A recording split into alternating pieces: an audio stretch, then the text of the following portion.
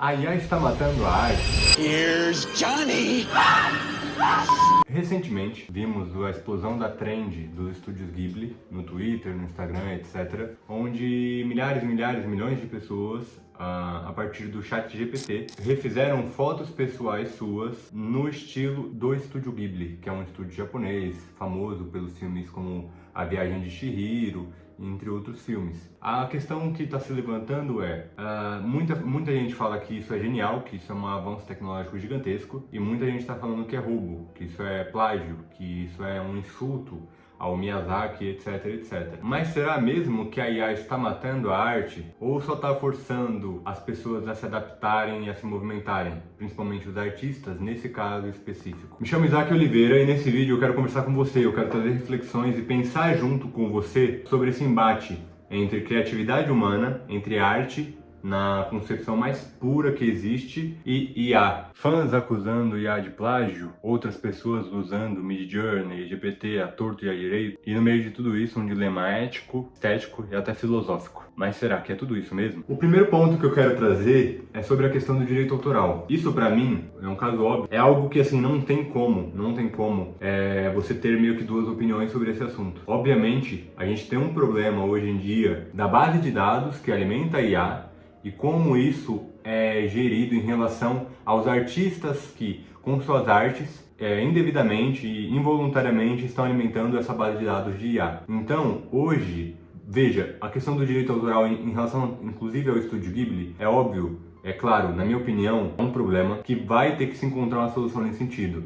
A OpenAI abriu um cadastro gigantesco para artistas que no sistema deles eles veem que eles conseguem rastrear que eles usaram essa arte, etc, porque estava na internet, que seja. Então, uma base de dados, um cadastro onde esses artistas recebem algum tipo de royalty, algum tipo de porcentagem no faturamento da OpenAI em relação às assinaturas do ChatGPT Premium. Enfim, tem que se encontrar um meio comum, um ponto de encontro entre esses dois agentes. A Big Tech, OpenAI, a empresa, e os artistas. No caso específico está rolando esse problema do estúdio Ghibli, mas esse problema não é novo. Esse problema já teve outras situações. Teve uma trend, se eu não me engano, da Pixar, que gerou esse debate também, etc. Então, há que se chegar num ponto em comum nesse caso. Eu tendo a me preocupar quando muita gente e pessoas que eu conheço meio que clamam, meio que esperam a solução advinda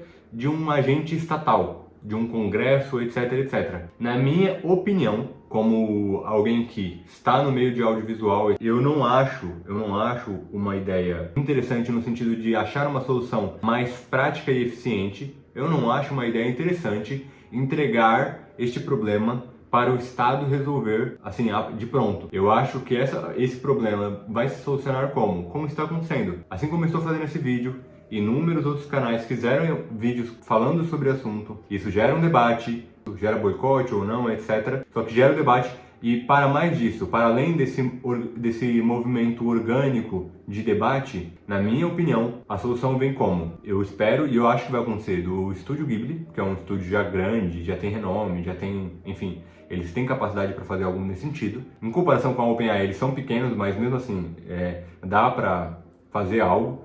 Então, o que eu acho que é a melhor solução? Estúdios Ghibli versus OpenAI, processo judicial por causa de direitos autorais. Isso vai gerar uma celeuma, vai gerar debate público, vão ser feitos, assim, lógico, né? No mundo ideal onde, o processo corra, o estúdio Ghibli eles têm material para comprovar que houve esse problema do direito autoral, mas assim, pensando num mundo ideal onde não há corrupção, onde, um juiz pega o caso e dê vazão nesse caso, etc, etc. Pensando nisso, o que eu vejo é conflito entre Ghibli e OpenAI num processo judicial onde uma age contra o outro, conflito. Isso vai gerar debates, isso vai gerar soluções, propostas de soluções, e aí sim, na minha opinião, o Estado ele tem que vir como um agente acessório e fixar uma lei, um decreto, melhorar a lei de direito autoral, expandir a lei de direito autoral para casos de IA. Então, tipo assim, eu não vejo o Estado, eu não vejo como solução definitiva, eficiente, que resolva o caso, que ajude os artistas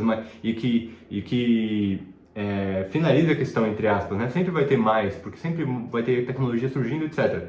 Mas eu vejo como a solução mais viável o Estado ser um assessor da situação. Ele ser um coadjuvante. O protagonista é quem? Ghibli, nesse caso específico, né? Mas, sei lá, num panorama geral, o protagonista é quem? Artistas e as empresas. Mas nesse caso específico, Ghibli, Estúdio Ghibli, Miyazaki, contra OpenAI. Eles são protagonistas. Cada um vai trazer o seu ponto de vista da questão, a sua posição. Processo judicial, Ghibli tem a posição A, OpenAI tem a posição B. Houve o conflito, houve discussões, debates, propostas de solução. Ah, não, tem que retirar o conteúdo, tem que fazer tal coisa, tem que fazer tal coisa. A partir disso, vem o Estado, e aí, beleza, pegando como caso, o caso dos estúdios Ghibli, a gente vai baixar a lei Ghibli sobre direitos autorais em IA. Aí sim, eu vejo como solução palpável. Por quê? Pensa comigo, você que está me assistindo, você acha que um burocrata lá de Brasília, que não sabe malemar mexer no celular,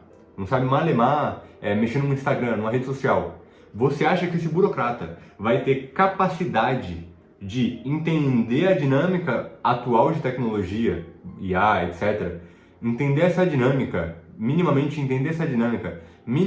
pensar nas consequências ou não, pensar em propostas que, ao mesmo tempo, viabilizem protejam algumas questões, mas não sufoquem outras? Eu não acho. Eu acho que na medida do comum, burocratas estatais sempre entram para complicar mais uma coisa que já está problematizada, para complicar mais um problema que já vem se estendendo. Então, na minha opinião, a questão de direito autoral, ela é um problema como sociedade. A gente vai ter que encontrar um ponto em comum, indivíduos em relação a empresas, artistas em relação a empresas, artistas autônomos, estúdios grandes, vamos ter que achar um ponto em comum. Eu acho que esse ponto comum vem do conflito entre empresas, entre personagens nessas histórias, seja o Ghibli contra o OpenAI, seja, sei lá, a Disney contra a Meta, não sei, mas conflitos desses agentes que estão no mercado, seja artistas, seja empresas, e a partir desses conflitos surgem proposições, surgem propostas para resolver esse problema. Aí sim eu entendo que vem a solução do problema. Primeiro ponto é essa da direito autoral. Veja, eu enxergo o caso Ghibli de duas perspectivas. Por exemplo, vamos supor que eu trabalhasse no estúdio Ghibli. Colocando o chapéu de responsável pela gestão de direitos autorais ou coisa do tipo, eu estaria nesse momento extremamente preocupado e virado no siri e indo atrás de como processar o OpenAI, por causa que a situação está errada, etc, etc. Como eu falei no ponto de direito autoral. Mas pensando do ponto de vista, tirando o chapéu de direito autoral, colocando o chapéu de marqueteiro, quando que você vê um marketing feito de maneira tão orgânica assim? Veja, toda empresa, quem trabalha na rede social vai entender, todo mundo, entre aspas, né, espera viralizar de alguma maneira. Espera que o conteúdo próprio estoure a bolha. Então veja, o estúdio Ghibli, mas duvido, por exemplo, eu vi nos vídeos que eu vou deixar na descrição, eu vi nos comentários e vi, nossa, é um absurdo. Teve gente que falou que o Ghibli, os estúdios Ghibli devia agradecer o GPT porque popularizou o estúdios Ghibli. Cara, eu entendo que, como alguém que já está estabelecido no mercado, o Miyazaki e os estúdios Ghibli, eles não têm que agradecer ninguém, não faz sentido. Assim, eles não tão famosos por causa do GPT. Mas é óbvio que de 8 bilhões de pessoas no mundo não são 100% que conhecem o Estúdio Ghibli. E é óbvio que a questão de animação oriental, etc., é um nicho. É um nicho dentro de vários nichos. Nicho audiovisual, etc., de desenho, etc. É um nicho. Muitas pessoas que não são desse nicho descobriram os estúdios Ghibli. Isso é óbvio. Não tem como você falar assim, nossa, mas é um absurdo falar que popularizou. Popularizou. Não estou falando que, nossa senhora, era do 0 ao 100. Não. Mas popularizou. Teve gente da minha família, teve gente que eu conheço, de marketing ou coisa assim, que não é ligado em anime. Eu sou um cara que consumo pouco. Consumo porque o meu cunhado consome, porque os meus primos gostam em alguma medida, já vi alguma coisa, por exemplo, minha irmã gosta dos estúdios Ghibli, então eu já vi alguma coisa lá, até fez um quadrinho à mão, até tem aqui, acho que depois eu coloco na edição se eu achar. Então, tipo assim, eu conheço porque muitas pessoas ao meu redor consomem. Eu necessariamente não consumo tanto anime, eu assisti Death Note, etc, mas assim, não consumo tanto. Então, sim, estourou a bolha. E do ponto de vista de marketing, caramba, é extremamente positivo se você parar para olhar o limão como uma possibilidade de limonada, é extremamente positivo esse marketing orgânico de milhões de pessoas colocando as suas imagens no estilo Ghibli e conhecendo a estética, mesmo que às vezes a pessoa não é estilo anime. Eu vi algumas postagens que não tinha estúdio Ghibli, mas a maioria que eu vi era trend do estúdio Ghibli. Então você imagina um marketing orgânico, uma viralização orgânica de pessoas como eu, como sei lá, meus primos, etc, etc, que fizeram a imagem da família, de si, no trabalho, sei lá o que, versão Ghibli, porque a estética é linda, é bonita, entende? E aí eu vou trazer uma reflexão aqui. Eu, Isaac, se eu fosse os estúdios do Ghibli agora, eu estaria metendo-lhe um processo em cima da OpenAI, mas aproveitando esse marketing. Eu duvido. O filme com mais bilheteria, eu tava pesquisando, o filme com mais bilheteria do estúdio Ghibli é o A Viagem de Chihiro, se eu não me engano. Eu pesquisei, mas agora me deu uma dúvida. Qualquer coisa eu coloco um errado aqui na edição. Mas é A Viagem de Chihiro com 345 milhões de dólares faturados na bilheteria. Eu duvido que daqui 2 anos o Miyazaki anuncia que está em produção de outro filme. Eu duvido que esse movimento, essa viralização não gere algum retorno positivo nesses lançamentos. Eu duvido. Ah, mas não tem como mensurar. Concordo. Não tem como mensurar porque você não consegue analisar duas realidades que são excludentes. Ou não teria acontecido, e ele teria lançado sem ter acontecido essa treta do GPT, ou ele lança depois desse acontecimento, que é a nossa realidade. Não tem como você comparar duas realidades que uma existe ou outra existe, são excludentes entre si. Não dá pra fazer essa comparação, então não dá pra mensurar o quanto isso vai atingir. Mas eu tenho certeza que pouco ou muito vai atingir. Pouco ou muito vai fazer algum nível de... Caramba, olha, é verdade, ó. É o filme daquele estúdio que a gente fez aquele desenho no estilo desse estúdio. Então tem alguns aspectos positivos aí. Outra coisa, tem muita gente que eu respeito. Discordo, mas respeito. Eu entendo o problema do direito autoral da OpenAI em relação aos estúdios Ghibli. Mas tem muita gente que fala, nossa, é um desrespeito você fazer uma imagem XYZ, sei lá, do seu cachorro, da sua família, no estilo Ghibli na IA. É um desrespeito, porque o Miyazaki falou que a IA é um insulto à vida. Primeiro que ele falou aquilo num contexto onde engenheiros estavam apresentando processos de IA dentro do estúdio dele, certo? Óbvio, eu acredito que ele pense assim em relação a IA, não passei um Natal com ele para conversar sobre isso, mas enfim... eu discordo, por exemplo, o fulano fez a trend, eu fiz a trend. É um desrespeito ao Miyazaki. Eu discordo. É uma homenagem, entre aspas, ao estilo. Ninguém imita, ninguém faz algo parecido, ou ninguém... Por exemplo, eu não faria uma trend, eu não colocaria a imagem da minha família para fazer uma versão de um estilo feio, de uma coisa feia, de uma coisa esquisita, de uma coisa que... um aspecto estranho. Não faria. O porquê deu essa celeuma? Por que deu essa viralização, etc? Porque é bonito, porque é belo. Então, de certa maneira, óbvio, aqui eu estou tentando olhar o copo meio cheio. Tem o problema do direito autoral, não há que se negar. É um problema que tem que ser discutido, tem que ser resolvido, que eu espero que o estúdio Ghibli processe e ganhe o GPT. Eu espero, mas, olhando o copo meio cheio, eu não acho que é um insulto ao Miyazaki, sabe? Eu acho que é uma espécie, entre aspas, de homenagem no sentido de que artista não quer o seu estilo seja homenageado, seja replicado para um artista. Deve ser muito massa, muito reconfortante, deve dar um orgulho, um sentido de recompensa. Pô, imagina você ver um menino que está começando no desenho, tentar fazer o desenho no seu estilo, porque o seu estilo ele gostou, ele acha bonito, etc. Veja, isso é o ponto da questão. Ninguém copia algo feio. E aí, eu não acho que, por exemplo, como eu exemplifiquei, eu não acho que é plágio ou que é roubo eu fazer uma trend, ou fulano fazer uma trend nesse caso. Porque, primeiro, a pessoa tá ganhando remuneração por aquilo, ela tá fazendo dinheiro, ela tá farmando dinheiro a partir desse uso, desse estilo no ChatGPT, primeiro ponto. E segundo ponto, se a pessoa tá falando que ela é a criadora do estilo ou do desenho, porque veja, se eu posto uma trend falando trend do estúdio Ghibli, do estilo do estúdio Ghibli, primeiro ponto, eu não estou falando que eu sou o desenhista daquilo. E segundo ponto, eu não estou ganhando dinheiro com aquilo. Eu estou fazendo eu estou replicando, estou pegando uma foto minha e vendo como fica no estilo do Miyazaki, do estilo do estúdio Ghibli. Isso, pelo que eu sei do que é plágio, e aí se eu estiver enganado, você escreve aí no comentário, mas isso não é plágio. Agora, por exemplo, tem gente que, na minha opinião, tá errado, tem gente que tá pegando o próprio acesso ao ChatGPT, tá encontrando pessoas que estão dispostas a pagar por isso, mercado, e tá vendendo ilustro a sua família por R$50, 4 fotos. Veja, aí não tem o caráter crédito. Ah, não, eu estou fazendo a ilustração no sentido do Estúdio Ghibli. E aí tem o caráter ganho. Então o cara está sendo remunerado por um estilo que não é dele e ele não está dando os devidos créditos. Aí é um problema. Não discordamos disso. Mas enfim, voltando ao ponto 2. Na minha opinião, é um marketing positivo e na minha opinião, deve ser enxergado como homenagem. Ninguém copiaria um estilo se fosse feio. Duvido. Na época de Michelangelo, Bouguereau, etc., Monet, Van Gogh, existiam inúmeros artistas, fora eles. Quem ficou? Artistas que fizeram coisas belas. Ainda hoje se replicam, eu faço tal, estou pintando tal coisa nesse estilo, estou fazendo tal coisa nesse estilo. Porque é belo, porque ficou marcado na história. O estilo é muito bonito, as pessoas gostaram de ver a própria imagem, versão desenho nesse estilo e organicamente fizeram, entende? Então, na minha opinião, de novo, Ghibli versus OpenAI.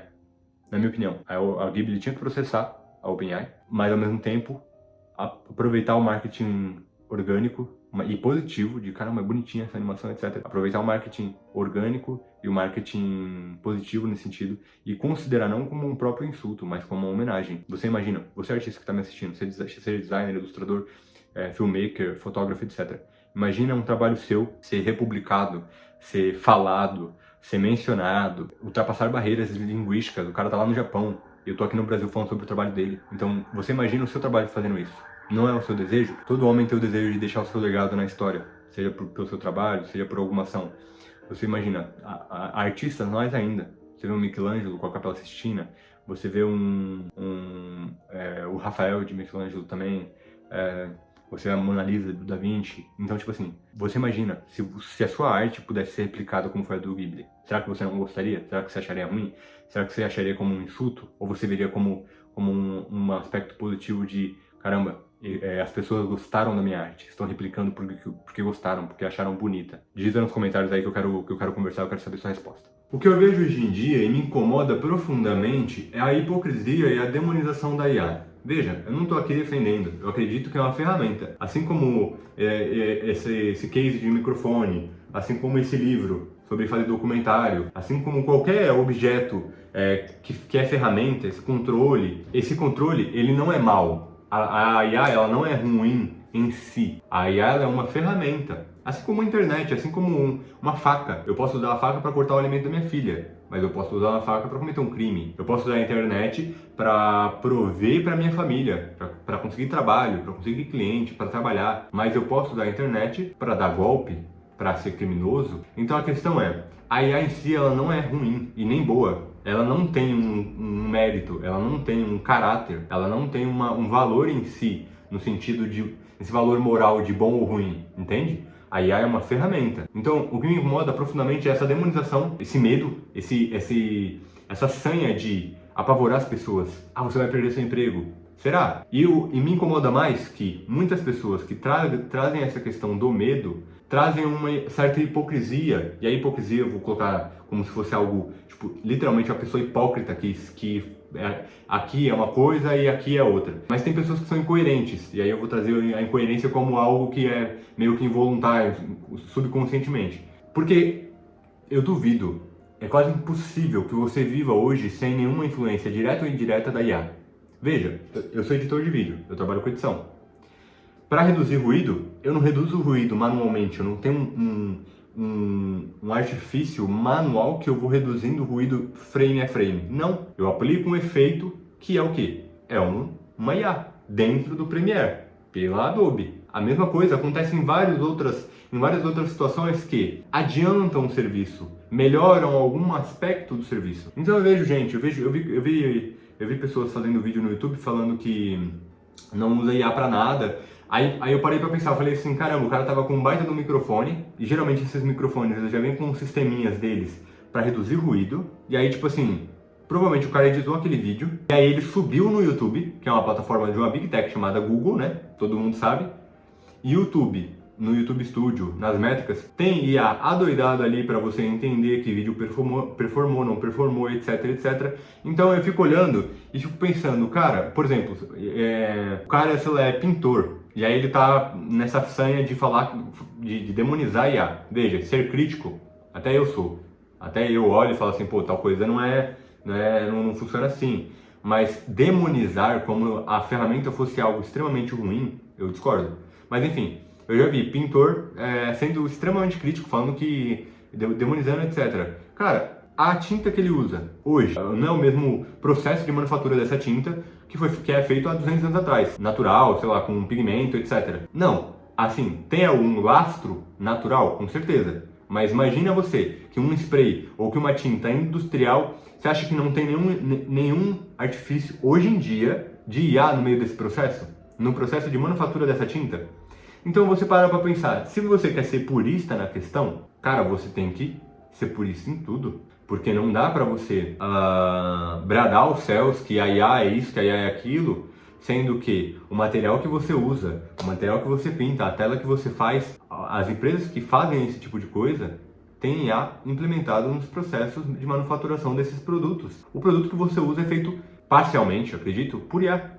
Então assim, a questão é, hoje em dia não tem como você fugir, não tem como você simplesmente falar assim, não, eu não vou usar IA em nada na minha vida. Então você tem que viver no meio do mato, sem internet, sem celular, sem nada tecnológico, porque hoje tudo é desenvolvido com lastro nisso, 99% das coisas. E aí, até chamo aqui, se você acha que esse ponto aqui, eu caguei regra, falei um monte de besteira, comente aqui abaixo a sua opinião. Você acha que não tem IA em quase tudo?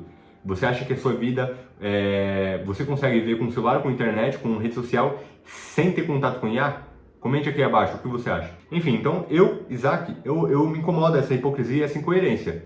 Porque veja, Isaac, eu entendo e penso em algumas críticas em relação a IA, mas eu não abrogo para mim o caráter e a posição de zero IA. Como, sei lá, um vegano assume em relação a zero carne, ou uma pessoa que quer uma alimentação totalmente natural, fala zero açúcar, zero glúten, zero lactose.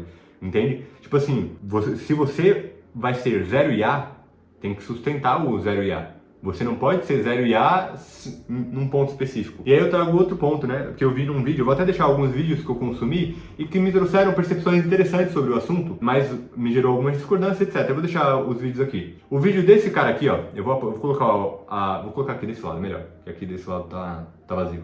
O vídeo desse cara aqui, no começo ele fala uma coisa interessante. Quando a Amazon veio e amassou as livrarias de bairro, livrarias de shopping, livrarias assim que eram negócios familiares, pequenos negócios, etc. Houve essa celeuma? Você hoje, você que está me assistindo aqui, não sei se vai ser muita gente, pouca gente que vai assistir esse vídeo, mas você hoje que está me assistindo aqui, você compra livro aonde? Você compra livro na livraria de bairro, se é que hoje existe, faz tempo que eu não vejo uma. Moro aqui em São Paulo, Zona Leste, mas enfim, você compra livro na livraria de bairro, você vai até o shopping comprar um livro que às vezes, ao invés de você pagar R$50, R$30 na Amazon por um livro desse, não é capa dura, é capa mole, você paga 100 numa livraria, você faz isso? Ou você compra na Amazon mais barato, entregando na sua casa, no conforto da sua casa, rápido, barato e confortável. Então o que eu acho o problema, eu vi outros vídeos, por exemplo, acho que eu vi o do Luigi, exatamente, o do Luigi, eu vou colocar também ele aqui, ó. No começo ele fala, e é interessante pensar assim, não é porque nesse ponto da timeline já aconteceram problemas, mas não é porque nesse ponto da timeline já aconteceram problemas que eu não considero problemas que podem vir. Não é porque agora eu estou considerando que houveram negócios que, pelo avanço tecnológico, tiveram problemas, que eu não vou considerar negócios que podem ter problemas no futuro. A questão é essa. Mas veja, o que me pega cara, as pessoas colocam como se ponto zero, nossa, vai acabar com os empregos. Não, já vem acabando de tempos, cara. Já vem acabando de tempos. Amazon, outras empresas, grandes empresas. Por exemplo, você vai tomar um café, você toma no Starbucks ou você toma num cafezinho, numa boutique, numa cafeteria familiar, artesanal, etc. Onde você prefere tomar? Onde você costuma tomar? entende? Então, tipo assim, é um ponto que eu vejo que as pessoas, elas olham para essa questão que é muito palpável da imagem, né, da IA, do Estúdio Ghibli, etc., e viram a celeuma de, nossa, vai todo mundo perder o emprego, será? E aí, no final, eu vou trazer alguns pontos em relação a isso, né? Mas o fato é, cara, você tem que analisar toda a situação antes de tomar uma posição extremamente purista de zero IA. E aí, tipo assim, como eu falei, a Amazon veio, um monte de negócio fechou, de livraria. Teve essa celeuma? Teve empatia? Hoje você procura comprar de pequenos negócios ou você compra da Amazon? Ou você compra de tal lugar, da tiazinha ali, do seu José, etc. Então, assim, essa questão, esse ponto 3 aqui que eu trouxe, em relação a essa hipocrisia que muita gente traz, sabe?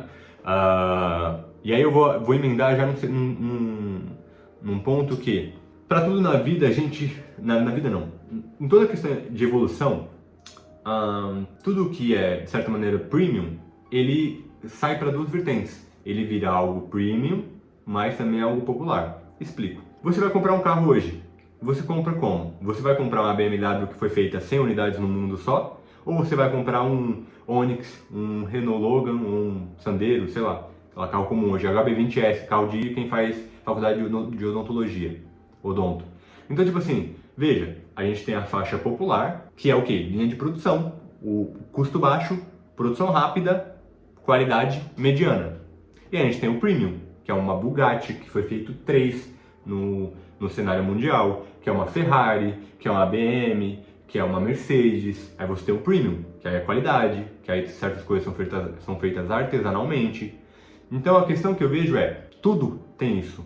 Eu quero um livro. Caramba, eu posso comprar um livro que a brochura é feita à mão, que a lombada é costurada à mão, que as páginas são feitas assim, assim assado. Ou eu posso comprar numa Amazon da vida que é popular. Eu quero comprar um hambúrguer, eu vou no McDonald's. Se eu quero aveia popular, se eu quero premium, eu compro numa hamburgueria artesanal, que eu vou pagar mais caro, mas eu vou ter uma carne melhor, eu vou ter um lanche melhor.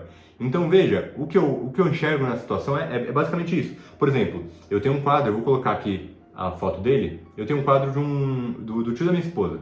Ele fez pra mim, ele fez 2 quadros, eu vou colocar os 2 quadros aqui na edição. Esse tio da minha esposa, ele é pintor. Ele faz a coisa exclusiva. Ele faz o quadro exclusivamente para você. Eu dei o briefing para ele, passei o que eu queria, etc. Cara, esse é um serviço premium. Eu encomendei com ele, etc, etc. Agora, se eu quero um quadro, mas caramba, eu não preciso de um artista específico para fazer esse quadro para mim. Eu posso ir num Santa Tela da vida, que é uma empresa que imprime em tecido Canva muitas obras de artes, e manda para você e você moldura depois. Eu posso comprar um quadro numa loja, sei lá, de Aparecida, que tem uma carreira de quadro lá de Nossa Senhora, enfim, mais religioso, mas, por exemplo, se não for religioso, sei lá, em alguma outra loja aí, um quadro que foi impresso, a tela foi impressa, não foi pintada. Então, na vida, por exemplo, a mesma coisa, imagens. Uma imagem, um santinho. Eu posso comprar um santinho numa loja que tem um monte igual, que foi feito numa fábrica de gesso e foi pintado de maneira sequencial, nada personalizado, mas eu também posso encontrar um artista que trabalha com argila, ou gesso, ou, sei lá, talha na madeira e pedir uma imagem específica para esse artista. Então a questão é, tudo tem o popular e tem o premium. Tudo tem o popular e tem o premium. Então, me pega um pouco essa questão, enfim, eu vou encerrando o ponto 3 dessas ideias, dessas reflexões, mas visualizar essa questão. Será que a IA não está vindo para... Não estou falando, assim, no sentido de que... como eu posso explicar? A IA está vindo fazendo o favor. Não. As coisas acontecem. A humanidade vai acontecendo. Então, será que a IA, de certa maneira, ela não veio para democratizar algumas coisas que não eram democratizadas, mas os artistas continuarão, de certa maneira? Eu acredito que sim. Em outro ponto eu vou abordar isso com mais calma. O que é arte? Agora lascou. Agora eu sei que vai vir um monte de gente meter-lhe o pau em mim e vai falar... Aí ele vai falar um monte, vai comentar um monte de coisa, já tô prevendo a questão. Mas a questão é, o que é arte? Por exemplo, esses desenhos aqui, esses desenhos, vou até tirar para mostrar aqui. Esse desenho aqui, eu desenhei para minha esposa. É uma espatódia. Eu desenhei para ela e desenhei, não sei, peraí, deixa eu pegar de um jeito aqui. Eu desenhei para minha esposa uma espatódia e desenhei um casal dançando, simbolizando eu e ela. Veja, isso aqui é considerado arte? Eu acredito que muitos de vocês vão falar que sim. Até porque, peraí, deixa eu colocar de volta aqui. Consegui colocar. Enfim, é arte, não é? Eu tava pesquisando um significado de artes e nesses vídeos que eu assisti tinha muita gente falando sobre isso. Que a arte é expressão, que a arte é comunicar-se, a arte é emoção, a arte é eu comunicar uma emoção, etc, etc. É uma coisa subjetiva. Veja, eu concordo em partes, mas vamos partir desse pressuposto, de que a arte é expressão, ok? Eu gosto de olhar as coisas de uma maneira meio matemática, e aí vocês vão entender o ponto. Veja, eu sou o agente. Agente no sentido de quem age, de quem é ator da situação. Eu sou o agente.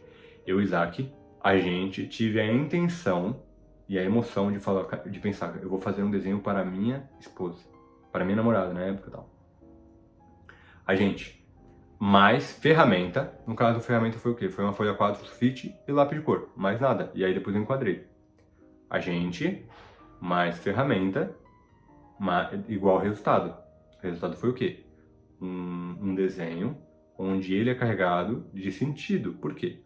Porque eu dei esse desenho no começo do namoro. Minha esposa gostou muito, eu escrevi um poema atrás. Então ele tem uma história nele, ok? Beleza. Veja, eu concordo que é meio nebuloso o fato de que, por exemplo, sei lá, a pessoa fez uma trend do Ghibli. Aquilo é arte? Depende. Qual é a intenção da pessoa? Porque sempre tem o input humano. A ferramenta ela não age por si só. O GPT tá lá no computador. Ele não vai mandar mensagem pra mim e falar assim, nossa, Isaac, ó, vi que você postou uma foto no Instagram e gerei essa imagem pra você. Ele não vai fazer isso. Depende do input do primeiro comando humano. Então, qual é a intenção na trend? Entende? Qual é a intenção? A intenção é participar da brincadeira? Beleza, então eu não acho que é arte, eu acho que é simplesmente uma brincadeira, certo? Mas mesmo assim pode ser arte. Não sei, posso estar me contradizendo aqui, você comenta aí o que você acha. Mas enfim, agora por exemplo, e aí eu vou trazer um exemplo específico nesse sentido. Por exemplo, Monet, vamos voltar um pouco atrás. Monet, ele é o agente da situação, ele é o input humano. Ferramentas, pincel, tela, tintas, Monet, agente, eu quero pintar tal cena, etc, etc, com a intenção, mais ferramentas físicas, palpáveis, igual resultado. Van Gogh, etc. Fotografia. Agente, o fotógrafo, com a intenção de captar tal momento. Por exemplo, teve a fotografia do Trump na eleição, que foi uma fotografia bem emblemática. Tiveram fotografias assim muito mais emblemáticas também em guerras, etc, etc. Então, fotografia, agente, fotógrafo. Mais ferramenta que é a câmera com a lente, etc, etc. Resultado, arte. Resultado, uma foto tirada num momento exato, num ângulo exato, num contexto exato. Arte. Ok? Agora veja, IA. A IA é uma ferramenta. A IA ela não gera arte sozinha. Ela gera a partir de um input humano. Então veja, aí eu trago um exemplo que eu estava pensando nessa questão. Imagina eu, Isaac, minha avó, mãe do meu pai, morreu quando eu era pequeno. Eu não tenho memória da minha avó. Eu tenho uma foto dela no sofá comigo pequenininho, bebezinho, mas eu não tenho memória da minha avó. Veja, se eu, Isaac, a partir do momento que eu tenho a evolução tecnológica da IA, agente, com uma intenção, se eu, Isaac, tiver a intenção, por desejo, por saudade da minha avó, por querer uma imagem, por querer visualizar uma imagem dela comigo, eu adulto e ela viva. Se eu gerar essa imagem por prompt, a partir de alimentando a IA com imagens minha e da minha avó e gerar essa imagem por prompt, é arte ou não é?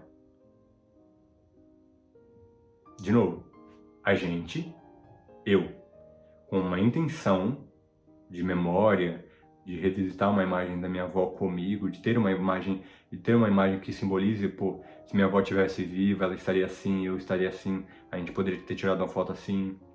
A gente, com uma intenção, mais ferramentas. Quais ferramentas, Isaac? Fotografia, que tem dela. Então eu pegaria a fotografia dela, tiraria outras fotos para ver a questão de ângulo, pensaria isso. Eu, Isaac, a princípio, como designer que sou e editor, eu montaria o layout no Photoshop para depois passar para IA, e depois na IA melhoraria ainda mais o prompt para gerar uma imagem muito mais assertiva. Então, ferramentas. De novo, a gente, eu. Uma intenção X.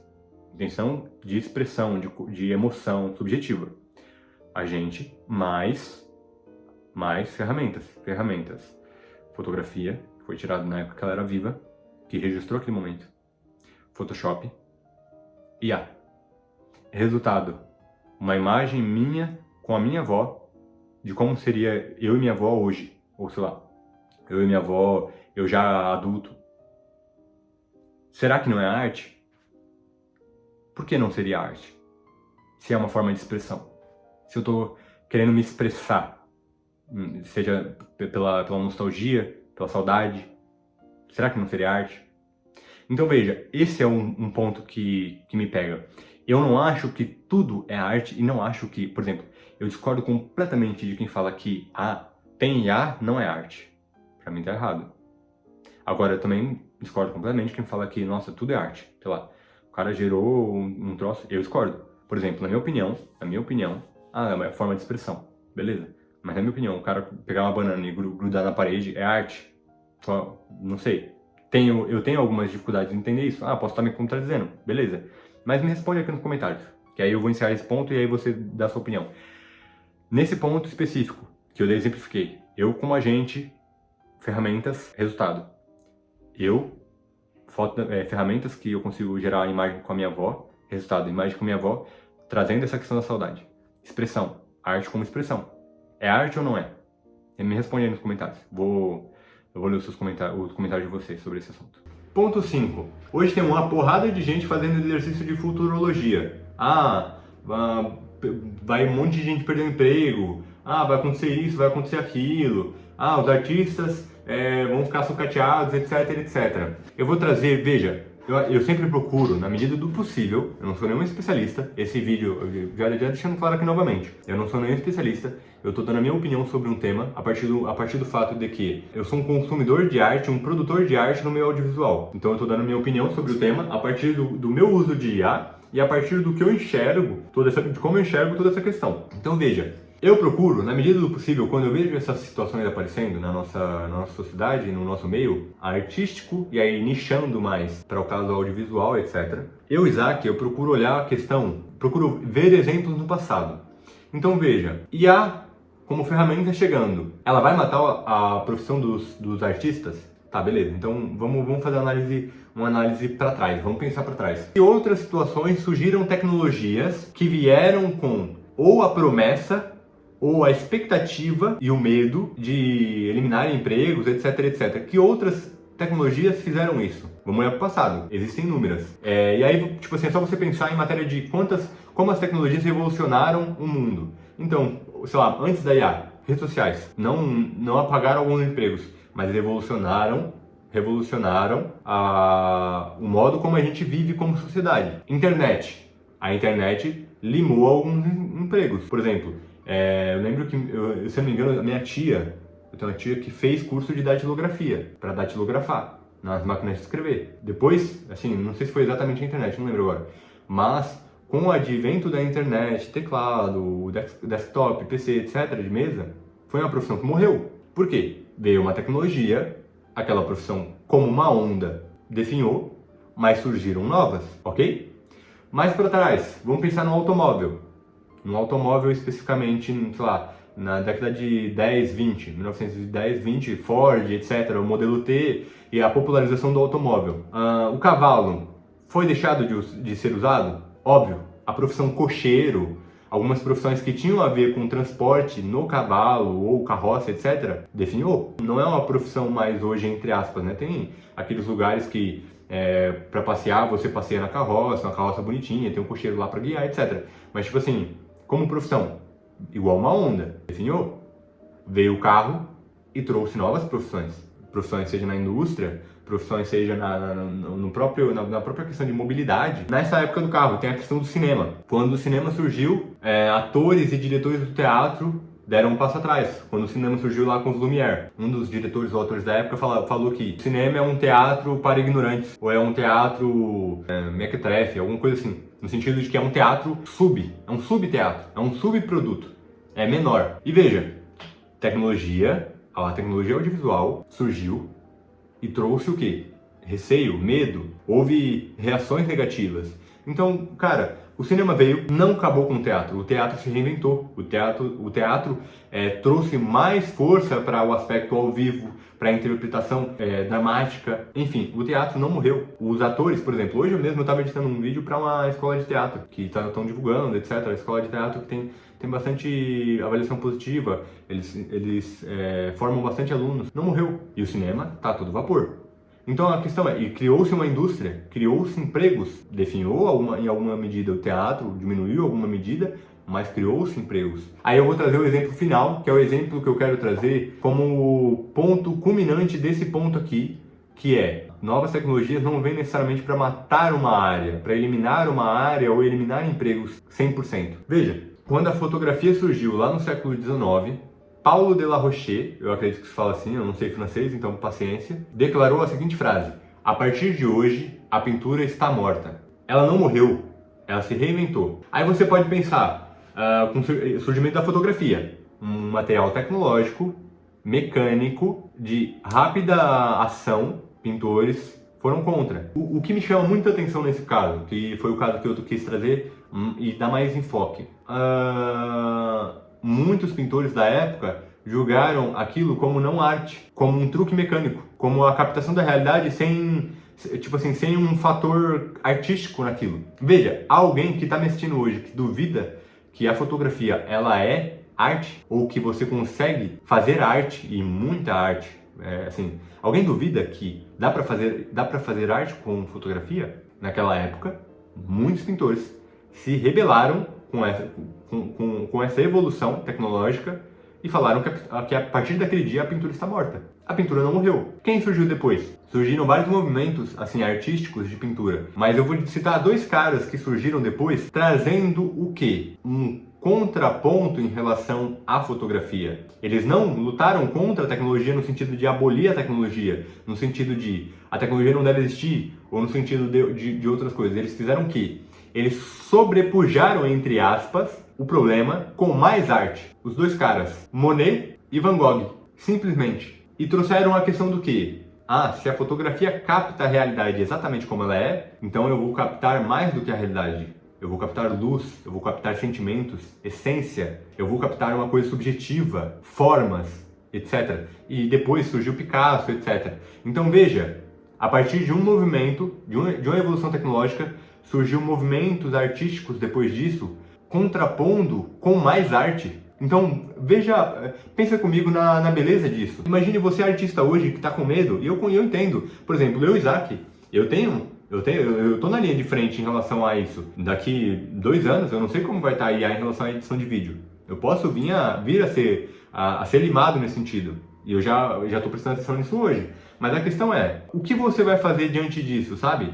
Você vai, só ficar esbravejando, reclamando, pedindo regulamentação da IA, que eu acredito que tem que ser, em alguma medida, conversado e acertado e alinhado isso em sociedade civil e o Estado, mas enfim, você vai ficar nessa posição de reclamando, ou numa posição de aproveitar oportunidades e pensar em como eu posso fazer arte em cima disso. E aí eu trago o segundo ponto, a partir desse ponto.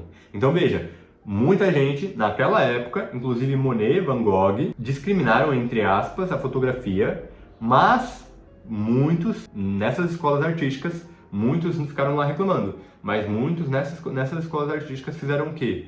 Dobraram a aposta, combateram uma pretensa tecnologia que estava ameaçando eles com mais arte. E a pintura não morreu. Tanto é que esses caras, Van Gogh, Monet, Picasso, eternizados, na história. Por quê? Porque eles não se deixaram, entre aspas, abater e dobraram a aposta. Entende? Então, como conclusão desse ponto, a fotografia meio que libertou a arte do realismo. Uma arte que anteriormente era mais focada em retrato, em ser realista. A partir do momento que a fotografia entrou, sendo extremamente realista, captando em loco a realidade naquele instante, a partir daquele momento a pintura se voltou para um lado que ela não tinha se voltado, não tinha se voltado tanto anteriormente. Foi o lado do subjetivo, foi o lado de pensar em emoções, mais do que já pensava, mas transpor mais isso para a tela. E aí eu trago a questão de, imagina, hoje eu trabalho com muitas pessoas do marketing, estou nesse meio de audiovisual e marketing. Eu vejo como tendência para o futuro uma coisa semelhante no sentido de esse produto, sei lá, esse curso, esse filme, esse produto foi feito inteiramente sem IA, foi feito inteiramente por humanos. Como você tem, sei lá, um produto hoje em dia que é zero lactose, zero açúcar, entende? Totalmente vegano, totalmente, como é que fala? Animal friendly, que não foi testado em animais. Então vai surgir, veja, é um movimento natural.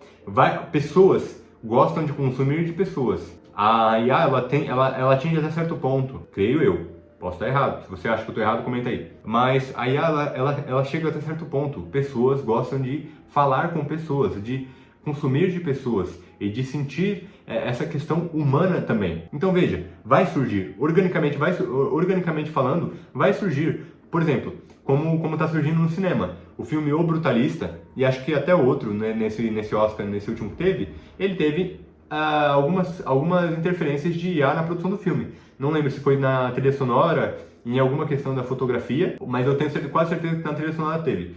Então veja, ele teve que avisar que tinha IA, porque não é justo concorrer um filme feito com alguns artifícios de IA com um filme feito completamente por humano. Isso vai se criar um selo completamente por humanos. Vai se criar. Então, assim como Monet, assim como Van Gogh, fizeram algo, puxaram algo para mais humano, mais subjetivo, mais emotivo, mais expressão. Óbvio que a fotografia evoluiu para ter expressão, para você conseguir se expressar com fotografia. Mas imagina, Monet, eles fizeram isso trazendo um caráter mais humano. A solução hoje em dia é essa. E vai acontecer. E vai acontecer das pessoas terem esses selos e criarem produtos inteiramente humanos, feito por humanos, o processo totalmente humanizado, etc, etc, e vender com esse ticket e com um preço um pouco mais elevado. Então, pense comigo, é um movimento natural do mundo.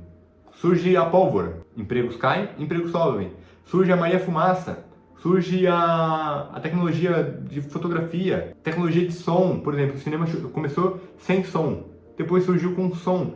Tiveram que se rearranjar muitos artistas e surgiram novos empregos na área de áudio, na área de trilha sonora, na área de áudio, de efeito sonoro, etc. Então, esse ponto aqui, concluindo agora, eu vejo o surgimento da IA para com os artistas de hoje, assim como a fotografia para com os pintores de ontem. Enfim, próximo ponto. Ponto 6. Aqui eu quero trazer a questão de como eu migrei também. Veja que a questão da adaptação é uma coisa importante na nossa vida, no sentido de que as tecnologias elas não vão parar. Não tem como voltar atrás, não tem como. Na minha época, eu comecei na área de design uns 3, 4 anos atrás, se eu não me engano. Posso estar falhando na minha memória. Mas já na minha época, já estava virando commodity. O pessoal não queria pagar um preço decente, queria um monte de alteração, queria explorar o trabalho, etc. O que eu vi? Canva, um monte de coisa. Eu falei, caramba, o cinto tá apertando aqui. Acho que aqui o valor, eu vou ter que trabalhar muito e ganhar pouco, vou ter que ganhar na quantidade, trabalhando muito, porque o valor unitário, entre aspas, do material é baixo, na minha cabeça. Então veja, eu olhei para a situação e pensei, vou migrar para edição de vídeo. Por quê? Edição de vídeo é mais complicada, é mais factível da pessoa contratar um editor para editar um trailer, editar um VSL, editar um vídeo no YouTube, editar um teaser do evento, editar um aftermovie, etc, etc. Então é mais factível que isso aconteça, que a pessoa precise de um editor especializado, etc. Então eu migrei, fui para edição de vídeo, aprendi motion design para implementar e aumentar a qualidade dos meus vídeos. Hoje eu olho e vejo que está surgindo IAs de edição de vídeo. O que eu vou fazer? Ficar reclamando? Ficar brigando? Ficar achando ruim? Ficar discutindo na internet? Não. Me reposiciono. me reposiciono, estou me reposicionando. Então eu quero ir para a área do quê? Para a área de direção, para a área mais de pensar no produto final, de caramba, eu vou produzir um documentário sobre tal assunto, quero produzir um documentário sobre linguagem, então beleza, vou roteirizar o documentário sobre linguagem a partir da minha experiência e do meu ponto de vista. Então eu vou roteirizar um documentário sobre linguagem, como a linguagem influencia na maneira como a gente pensa, na maneira como a gente age, e como essa linguagem ela pode ser usurpada e distorcida e manipulada ou não. Veja que dificilmente uma IA vai para um lado dele, uma IA vai conseguir suplantar um trabalho desse. Ah, mas teve greve de roteirista lá nos Estados Unidos. Ok, mas eu não quero só ser roteirista, eu quero cuidar da produção. Então eu quero entender e trabalhar com roteiro. Eu quero dirigir filmes, então eu quero dirigir um documentário, eu quero entrevistar pessoas, eu quero ter conversas sobre esses assuntos. Então, entrevistar pessoas, entrevistar um professor de português, entrevistar um especialista em psicologia, em neurociência, para conversar, para entrevistar. Eu quero, após isso, editar o meu filme também. Então, veja, eu migrei de design para vídeo e agora estou galgando a questão da direção. É um caminho árduo, é trabalhoso, é cansativo. Estou lendo um monte de livros sobre. É trabalhoso, você tem que investir material. Por exemplo, estou gravando isso de um iPhone. É um iPhone 12 que eu comprei de um amigo, mas futuramente eu quero ter câmera. É caro. Trabalhoso, crescer dói, crescer cansa, mas é necessário. Então veja, a única, no ponto 7 eu vou falar mais sobre essa questão de adaptação, mas eu tô dando meu exemplo, não como, nossa, todo mundo tem que fazer igual eu. Não é. A minha realidade não resume a realidade total da vida. Então, cara, olha pra sua situação e analisa. Analisa se tem margem, se tem avenida de crescimento em áreas correlatas às suas que você se vê fazendo algo, sabe? Então, eu tô trazendo esse exemplo meu, mais para ilustrar também essa questão de percepção. De ver Canva, ver um monte de gente fazendo assim, eu falo, opa, melhor eu me mexer. Já tô vendo outro cenário, me mexer. A ferramenta não mudou, foi o mundo que mudou e eu precisei me adaptar a ele. Então de design para edição foi um passo, da edição para direção vai ser outro. Dificilmente uma IA vai dirigir um filme, não sei o dia de amanhã, mas acho difícil. Então, cara, tem que olhar não a ferramenta, mas o mundo, para onde o mundo está se encaminhando. Ponto 7 agora. E agora eu quero trazer uma reflexão para você em relação à adaptação. Não é o mais forte que sobrevive, mas sim aquele que melhor se adapta. Charles Darwin. Então veja, cara, você é artista, seja você designer, seja você ilustrador, seja você editor de vídeo, designer. Designer eu já falei, ó, tô ficando xarope. Seja você ilustrador, editor de vídeo, seja você da parte de áudio, dublagem, seja você pintor, seja você desenhista que faz caricatura, seja você...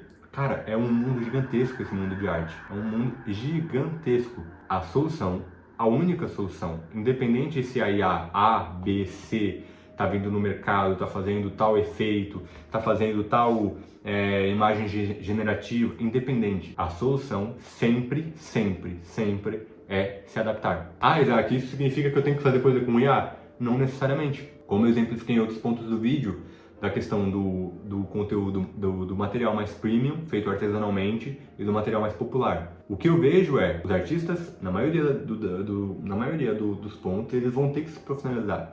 Então, aquele artista que não cuidava da sua gestão financeira, não cuidava se tinha lucro ou não, que não cuidava de uma questão de imagem, de se posicionar em rede social, ou site, ou divulgar o próprio trabalho. Aquele artista que, tipo assim, levava o trabalho como hobby, ele vai ter que se adaptar, porque o jogo tá ficando difícil.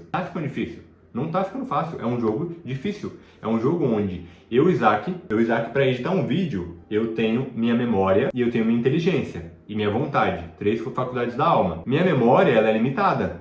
Eu tenho acervos de referências de filme, de referências de documentário, de referências de frames, etc, de música, de trilha sonora, etc. Só que é limitada. A minha inteligência é limitada. Eu consigo fazer conexão de pontos. Uma coisa que eu vi na minha vida, somado com o que eu vi num filme, somado com um efeito assim, eu vou fazer tal coisa. Eu consigo, mas é limitado. O jogo tá ficando difícil. A IA, ela tem uma memória praticamente infinita. Se eu produzo um material agora e jogo na internet, a IA pode acessar aquilo. Então veja, o jogo está ficando difícil. A memória da IA é exponencial. A inteligência dela, como ela faz as conexões, é exponencial. Então, cara, a única solução é adaptar-se, é melhorar o posicionamento, se posicionar de uma maneira mais premium, produto totalmente feito por humano, personalizado para você cliente. Então você quer um quadro da sua família, cara, você pode fazer pela IA, mas você vai mandar o prompt, a IA vai fazer. Comigo, você produz junto comigo. Eu vou produzindo e te mostrando, você vai opinando, você vai pedindo alteração, eu vou fazendo a tela com a imagem da sua família do jeito que você quer. E vai ser um processo manual feito por uma pessoa humana, exclusiva,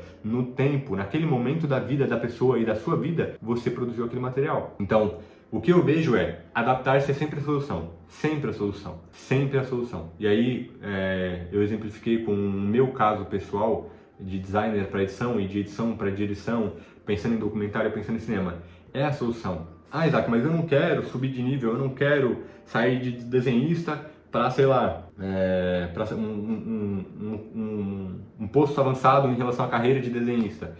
Ok? Então você vai ter que fazer um esforço muito, muito maior para trabalhar a sua qualidade hoje e mostrar essa qualidade para o mundo de modo que seja atrativo. Então, cara, assim, eu entendo o problema. Inclusive, tem vários vídeos aqui na descrição de caras que não têm a mesma cabeça que a minha, na verdade pensam bem diferente de mim, mas eu entendo eles. Eu assisti o vídeo e eu refleti sobre isso. Eu entendo o problema, eu entendo o medo, sabe? Mas em face ao medo, o medo se apresenta aqui. Qual é a sua ação? Parar, estagnar, congelar ou agir? Entende? E aqui não quero ser papo de coach, eu só tô assim, eu tô refletindo, tô conversando aqui, e se você chegou até aqui, ótimo. Se não, enfim. Então, cara, a única ação possível é você pegar a sua realidade possível, ver como o mundo está agindo, como o mundo está se movimentando, e o mundo é grande demais para, por exemplo, eu e Isaac movimentar o mundo inteiro, eu consegui, sei lá, fazer que a OpenAI seja justa, e aí, qual é a minha ação em relação a isso? Adaptação. Veja, eu só tenho uma vida, eu tenho uma esposa, eu tenho uma filha, eu quero viver bem, eu quero viver com qualidade de vida, eu quero dar uma vida decente para minha família, eu não tenho tempo a perder. Então a adaptação é a palavra, por quê? Porque você vai e resolve, você vai e se adapta, e se posiciona. A água está subindo, está chegando no pescoço. Você vai e se vira, se agarra em alguma coisa, nada mais. Obviamente, é uma situação complicada. Não estou dizendo que todo mundo vai conseguir, que é mágica, que é fácil, etc. Mas um conselho que eu posso dar, e assim, da Zona Leste de São Paulo, um desconhecido que está falando com você agora, adapte-se, olhe o mundo, veja possibilidades de anexar o seu produto, o seu serviço a algo que seja mais rentável.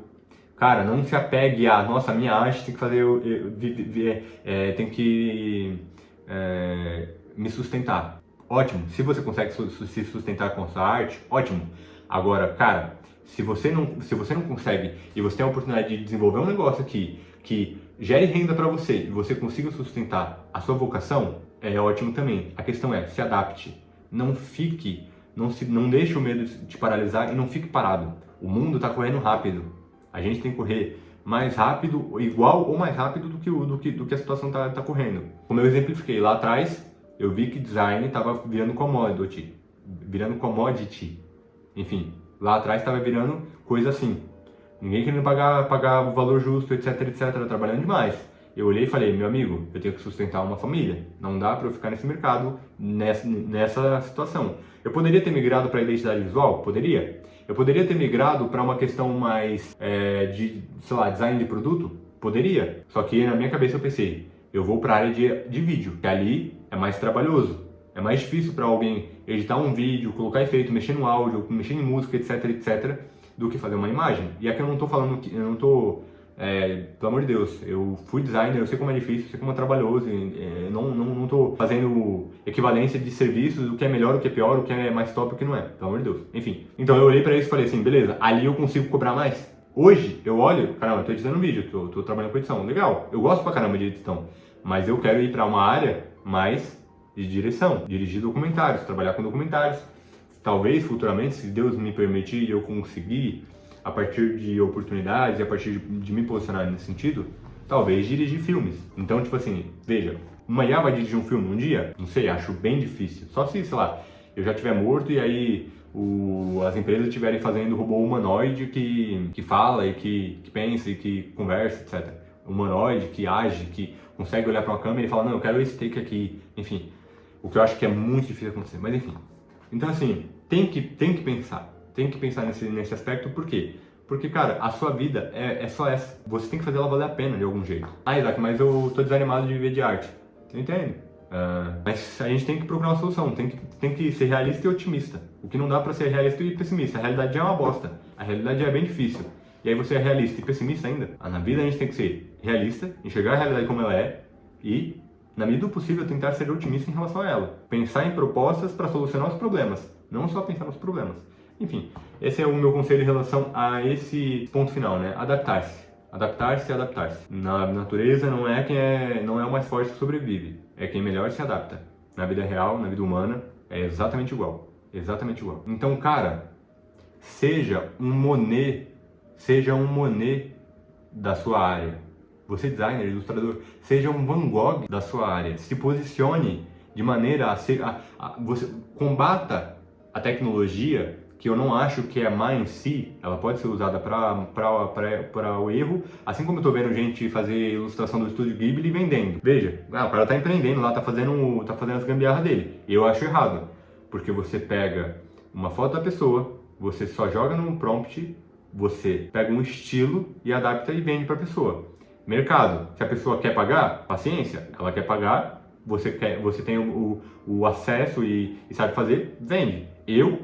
Como pensando em matéria de arte, eu acho errado desse ponto de vista por causa da questão de direito, etc. Porque, tipo assim, uma coisa é uma pessoa inocentemente e sem ganhar em cima, e ainda falando assim, entrei na trend do Estúdio Ghibli, dando entre aspas crédito, uma coisa é uma pessoa fazer isso. Que eu não acho que é plágio, que não acho que é roubo, porque ela, entre aspas, está dando crédito e ela não está ganhando dinheiro em cima daquilo. Outra coisa é a pessoa falar, faça uma ilustração da sua família, e aí vender isso por R$50, ganhar dinheiro nisso e usar a ilustração, o estilo gerado em anos de uma pessoa, do Miyazaki, do grupo dele, etc.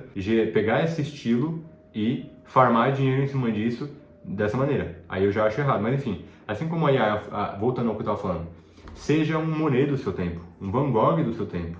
Dobre a aposta. A IA veio, combata isso com mais arte. Seja mais artista ainda. Inove. Reinove. Se reinvente.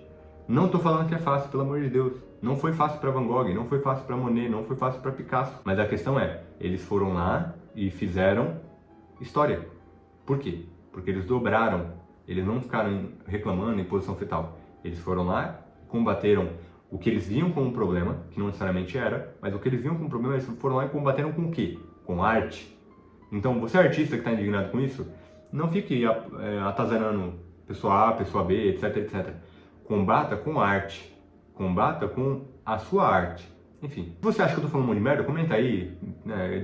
Vamos debater, como eu falei, eu vi os vídeos de uns caras que eu discordo completamente de um monte de coisa, mas eu ouvi pensando e fiquei refletindo sobre o assunto e fiquei, caramba, faz sentido essa linha, essa aqui eu já não concordo, mas sabe, vamos conversar, comenta aí o que você acha do que eu tô falando aqui. Mas enfim, a fotografia não matou a arte, não matou a pintura, a IA não vai matar a arte, não vai, ela só vai forçar uma certa reinvenção em alguma medida. Não vai matar. Eu vou continuar, por exemplo, eu tenho o tio da minha esposa. Eu vou continuar encomendando pintura com ele, quando eu precisar de alguma pintura. Esse quadro de São José, se não me engano, ganha da minha tia. Ela comprou, acho que em Aparecida. É impresso.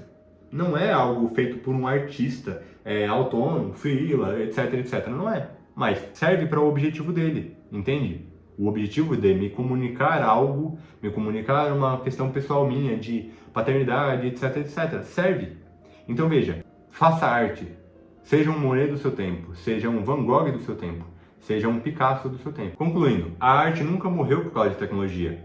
Ela só trocou de formato, trocou de pele, se reinventou. Então, hoje pode ser que estejamos no fim de um ciclo, mas iniciando outro. O fim de um ciclo, findando algumas oportunidades e algumas possibilidades, mas começando outro com novas possibilidades. Veja, se você olhar para 10 anos atrás, quem diria que a gente teria um chat GPT da vida? Ou quem diria que a gente viveria a evolução tecnológica que atualmente a gente está vivendo? A gente não consegue vislumbrar os próximos 5, 10 anos. Não consegue. Seja em problemas, seja em oportunidades.